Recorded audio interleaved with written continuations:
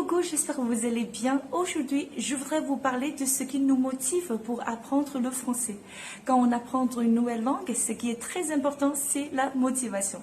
Du coup, aujourd'hui, je voudrais partager avec vous concrètement certaines bonnes raisons d'apprendre le français.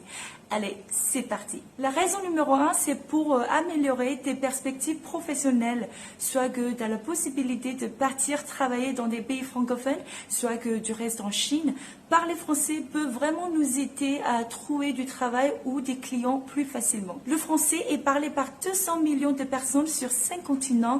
À part l'anglais, c'est la langue officielle de beaucoup d'organisations internationales. Du coup, le français est une langue qui est utilisée très souvent dans des échanges et des affaires internationales. Ça ouvre vraiment le champ des possibles et ça donne plein de possibilités qu'autrement on n'aurait pas. Il suffit de regarder les offres d'emploi où on demande de parler français. Ça va vraiment ouvrir des portes dans le monde professionnel. En fait, c'est pas une compétence qu'on pourra avoir du jour au lendemain.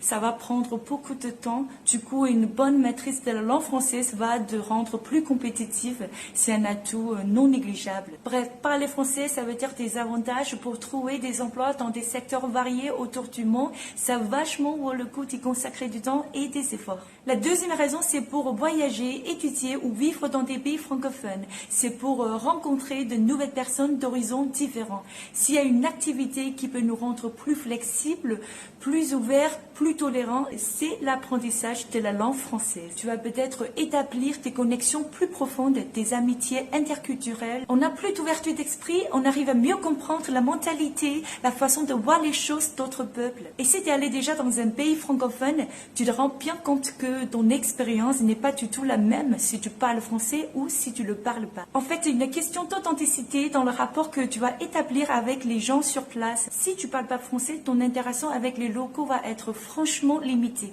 Alors que si tu parles français, même un petit peu, ça va changer complètement ton expérience de fond en comble. Déjà, tu vas pouvoir te nourrir comme un local, te loger comme un local, et puis tu vas pouvoir vraiment établir tes conversations pour mieux comprendre comment tout se passe.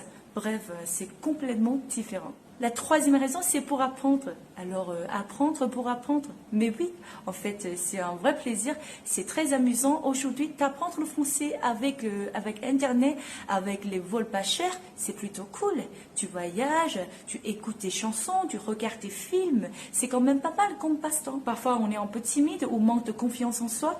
Apprendre le français, c'est vraiment un outil formidable pour le développement personnel. En fait, quand tu vas t'y mettre, tu développes des propres techniques d'apprentissage qui permettent d'être plus rapide et plus efficace.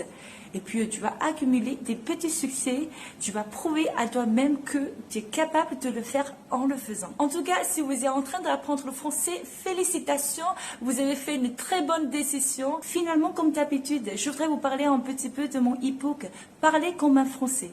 Si vous voulez améliorer votre expression orale et votre compréhension orale en français, n'hésitez pas à cliquer le lien dans le premier commentaire. C'est un livre hyper pratique. Et puis, n'oubliez pas de liker ma vidéo et vous abonner à ma chaîne. On se voit très bientôt dans la vidéo prochaine. Ciao!